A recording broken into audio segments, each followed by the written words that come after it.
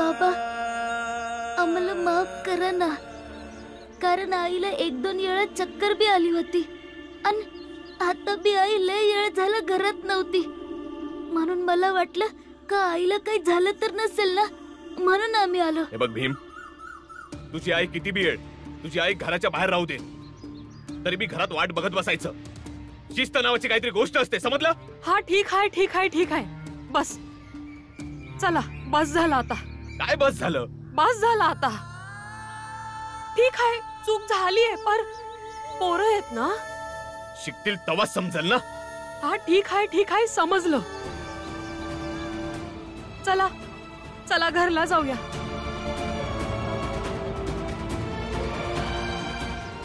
बघा, हे बघा, तुम्ही लोक पुढे जावा, मी तुमच्या बाबासनी समजवते. जावा जावा जावा, आम्ही येतो.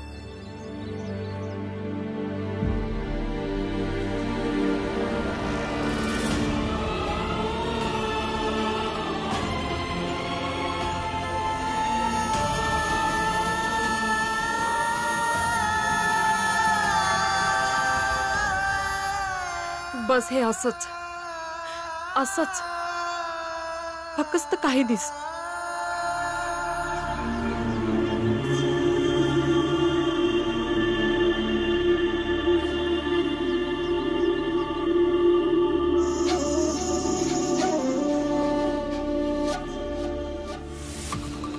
असं काय आहे जे हे दोघं लपवीत आहेत?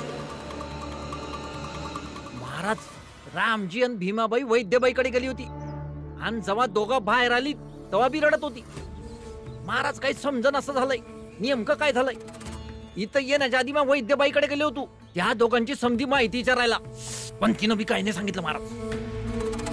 परंतु सत्य तर तेच आहे जे त्या वैद्यबाईंनी नाही सांगितलं. पण मग नेमकं झालंय काय?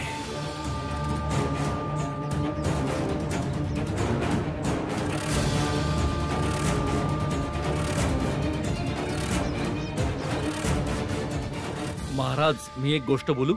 हो, बोला.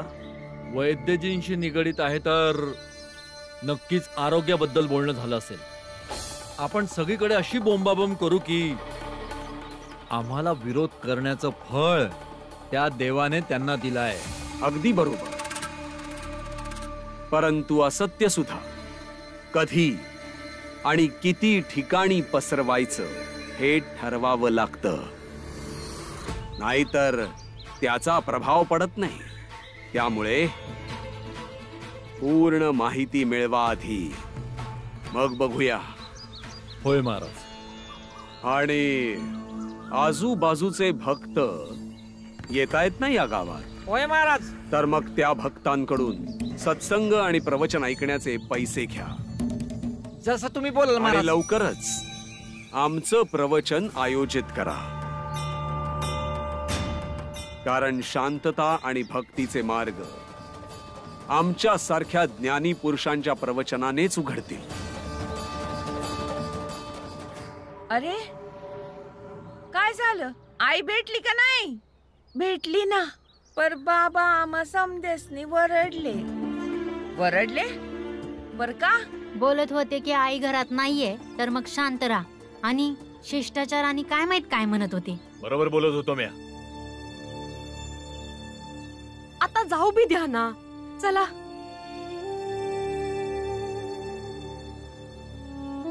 आणि पुढच्या येळपासून समत्यांनी ध्यानात ठेवा, समजलं? पर भाऊ, तू अचानक इथं कसं काय? आणि वहिनी कुठं भेटली तुला? बाजारात. म्या गेले होते कच्चे आंबे आणायला. पोरासनी लोणचं लई आवडतं ना, तर म्या विचार केला बनवते त्यांच्यासाठी. आम्ही बी हेच म्हणत होतो की न सांगता कुठे गेलीस तू? नाही, तुम्ही तर झोपला होता अन पोरं अभ्यास करत होती, तर म्या विचार केला जाऊन लवकर येते. तिथंच भेटले बाजारात. अहो हा, म्या तुम्हाला विचारायचं विसरले, तुम्ही तिथं काय करत होते?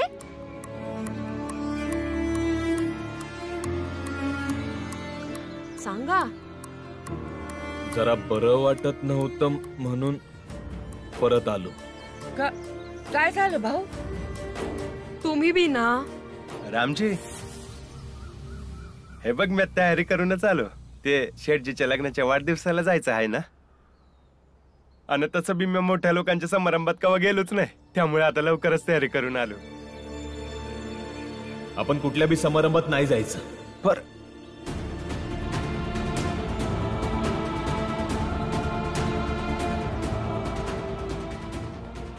पर भाऊजी, कसला समारंभ? वहिनी, रामजीने तुम्हाला सांगितलं नाही का? ते रामजीच्या शेठजीच्या लग्नाचा वाढदिवस आहे ना, म्हणून त्यासाठीच त्यांनी याला समजा कुटुंबसंघ बोलवलं आहे. रामजी बोलला होता शेठजीसने की मैं येईल म्हणून, आणि त्याने मला बी सांगितलं होतं की तुमच्यासाठी बाजारात एक नवी साडी बी घेणार आहे म्हणून. आता ठाव नाही तो असं का बोलतोय. आहे बोलवलं आहे तर जायला काय अडचण आहे, जाऊया की आहे. तू बाबासनी सांग ना. वय आई, खूप मजा येईल. आई सांग की बाबांना. आई बाबा असं का करतात? वहिनी, तू भाऊशी बोल की ग, आणि तुम्ही समजे जा. म्या थोडा वेळ राहीन एकली. मला वाटतंय बाबा बोलत होते ना की त्यांची तब्येत ठीक नाही आहे, त्यामुळेच कदाचित चिडचिड होत असेल त्यांची. बरं, म्या बोलते त्यांच्याशी. हे हाताला काय लागलं तुझ्या? ते बाजा वाजवता वाजवता लागलं. नाही, म्या बरा आहे. मगच बाजा कसा वाजवलास? मस्त वाजवला. म्या येते.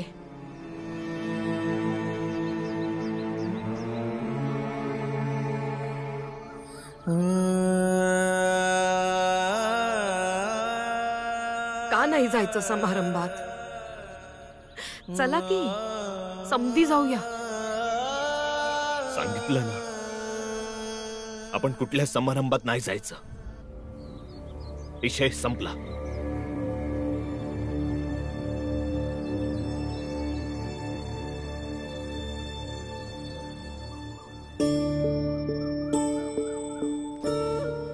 हे बघा, प्रत्येक शब्दाला वरडत नका जाऊ. हा, तुम्हा नवऱ्यांची ना लई वाईट सवय असती बघा. तुम्हासनी वाटतं वरडल्यावर बायकोला गप्प केलं जाईल, पर म्या नाही गप्प बसणाऱ्यातली. कबीर सीप समंद की रटे प्यास पियास, समुदहि तिनका करी गिने, स्वाति बूंद की आस. चला की.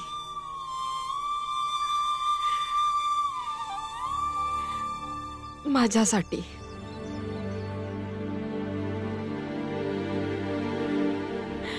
आपल्या पोरांसाठी. आज लई दिवसांनी पोरांच्या तोंडावर आनंद बघितलाय म्या.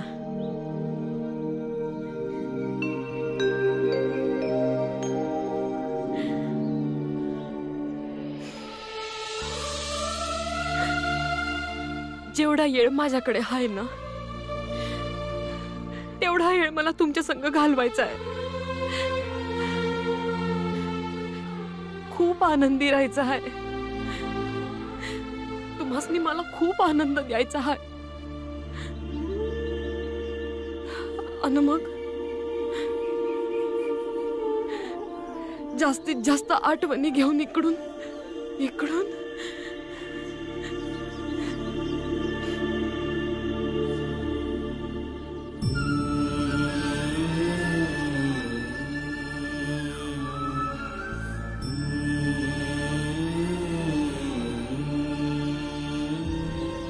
ठीक आहे,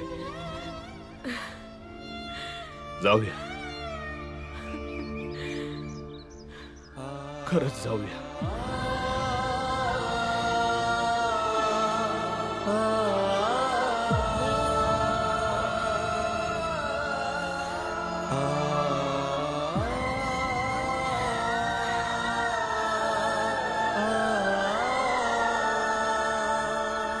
म्या केलं हाय बरं ऐक, तुम्ही जेव्हा गेलात ना की माझ्यासाठी मी थोडस आणा.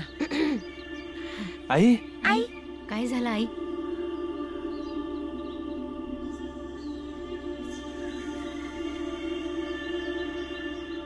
ठीक आहे, आता करा तयारी, कारण बाबा तयार झाले आहेत.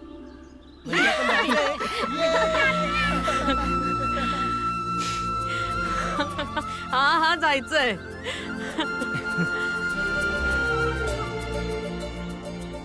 भीमा, काय झालं? तू नाही येणार मेजवानीत? तुला तयार नाही व्हायचं?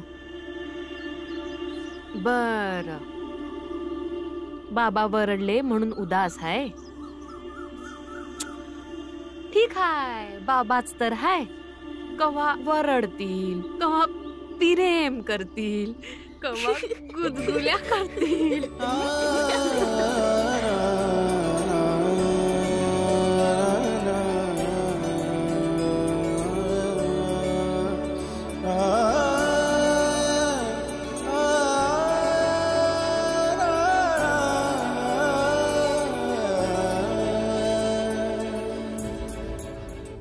माहित नाही भीमाबाई, तुझ्यानंतर ह्या गरीब अन लाचारीत जगणाऱ्या ह्या कुटुंबामध्ये कोण कोण कुठनं कुठनं शोधून आनंद आणन, आणि तुझ्या गेल्याच्या नंतर समद परिवार परत कवा असं मिळून हसत बसत.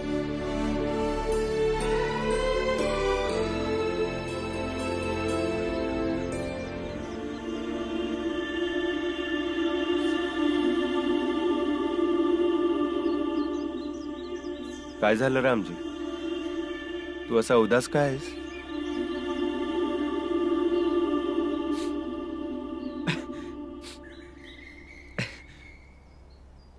नाहीतर म्या का उदास असल?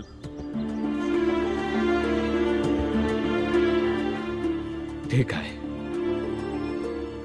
अन हा, तू माझ्या संग समारंभात येतोयस, बरं वाटतंय. शेवटी तू भी माझ्या कुटुंबाचा भागच आहेस. तर तू हे खरंच मानतोस का की मी या कुटुंबाचा सदस्य आहे? अजून नाही तर काय, एकच तर मित्र आहे माझा. मग रामजी एक गोष्ट सांग, वैद्यबाईंनी वहिनींच्या तब्येतीबद्दल काय सांगितलं आहे का?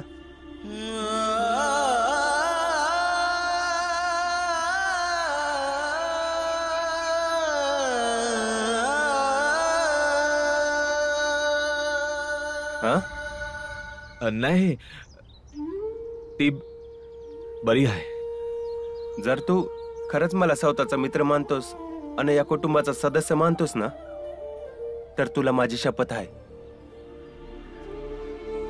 खरं खरं सांग, नेमकं काय झालं ते?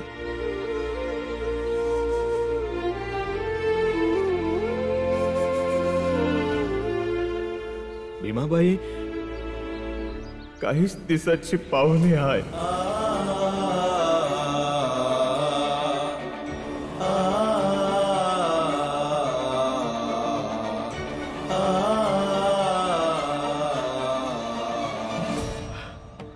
रोज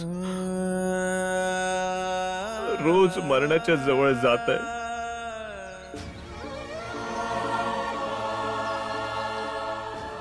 पुरंजन, तुझी वहिनी मनाने लय कठोर आहे. बघ ना, समद माहित असून बी पोरांसंग कशी हसत बसली आहे, मजा करती आहे.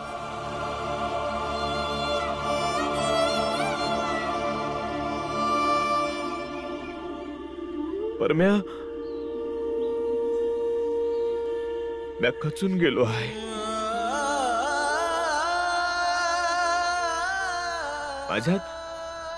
माझ्यात भीमाबाई एवढी हिंमत नाही आहे.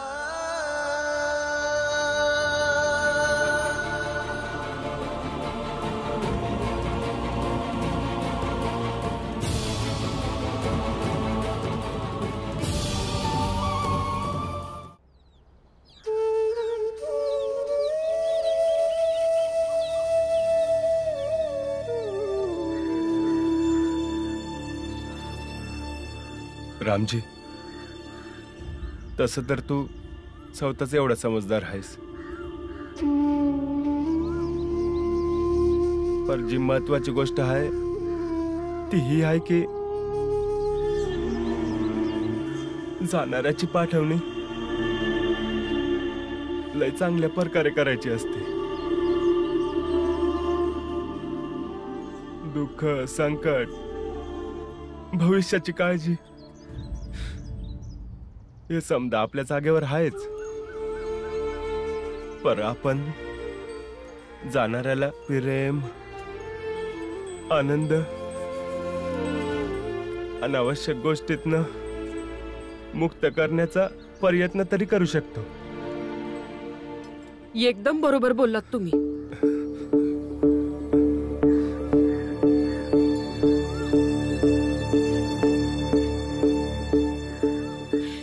मी अभि कवापासून हेच समजवण्याचा प्रयत्न करते, समजतच नाही आहे. बरं झालं तुम्ही यांना समजवलं, आता तरी समजतील. हे खुश राहतील तर मला बी चांगलं वाटेल ना. पोरासनी सांगून ठेवलंय म्या, शेटजीकडे जायचं हाय. चला पटकन तयारी करा.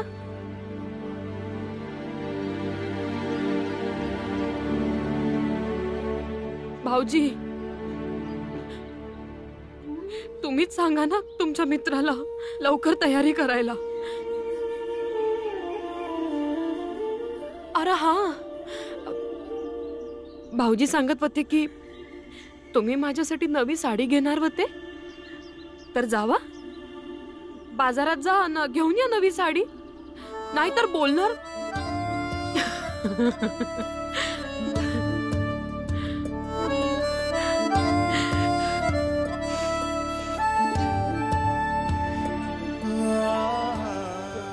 वय वय रामजी, चल चल आपण साडी घेऊन येऊया. चल लवकर.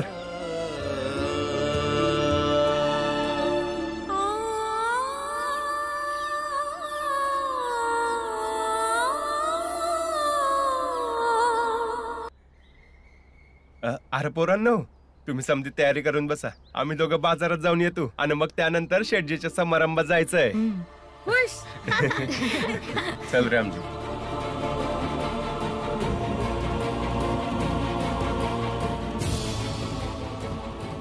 काहीतरी नक्कीच आहे जे आई आणि बाबा बी आमच्यापासून लपवत आहेत.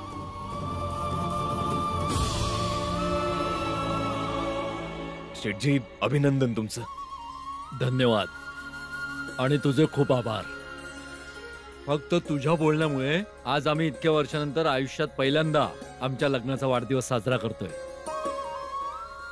तुमचं लय लय अभिनंदन. आम्ही भेटवस्तू आणली असती, पर आम्ही हात लावलेलं तुम्ही घेतलं नसतं ना, त्यामुळे नाही घेऊन आलो. पर आमच्या समध्या कुटुंबाकडनं प्रार्थना करते की तुम्ही असंच एकत्र राहावं, तुम्ही दोघं बी असंच आनंदी राहावं. यांनी सांगितलं की तुमच्या पतीने माझ्या पतींना हे जाणवून दिलं की पत्नी आणि कुटुंबाचं काय महत्व असतं. म्हणूनच मीही तुमच्यासाठी प्रार्थना करते की तुम्हीही अगदी प्रेमाने आपल्या कुटुंबासोबत सदैव राहावं.